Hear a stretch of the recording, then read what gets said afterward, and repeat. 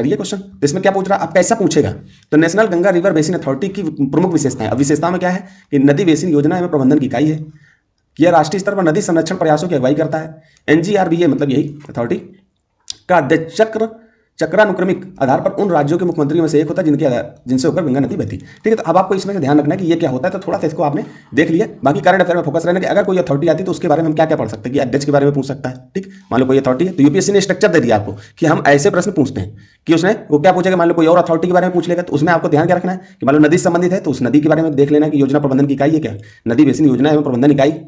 ठीक है, तो नदी बेसिन योजना एवं प्रबंधन की इकाई है। ठीक, ये आपको देखना। तो आप कोई और अथॉरिटी के बारे में होगा तो उसकी प्रबंधन इकाई के बारे में देख लिए। फिर राष्ट्रीय स्तर पर नदी संरक्षण प्रयासों की अगुवाई करता है। अब आपको दूसरी अथॉरिटी होगी तो उसके बारे में थोड़ा देख लेना है। फिर उसके बारे में देखिए कि उसका जो अध्यक्ष होता है वो कैसे चुना जाता है, और सर्किल में चुने जाते हैं क्या, जिस नदी जहां से निकल रही है या कोई और अथॉरिटी है तो उसके बारे में क्या है, उसका अध्यक्ष कैसे चुना जाता है, एक बार चुन करके दोबारा क्या चुन सकता है क्या, इस तरह से आपको पढ़ना है।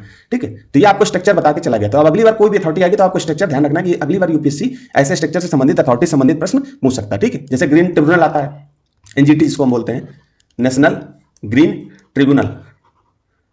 ठीक है, अब इसके बारे में पूछ लेगा कि क्या है, कैसी न्यायिक इकाई है, अर्ध न्यायिक इकाई है, इसके फैसले हाई कोर्ट के बराबर होते हैं क्या। तो जब भी आप पढ़ें तो इन सब चीजों को ध्यान में रखते हुए पढ़ाई करें। ठीक,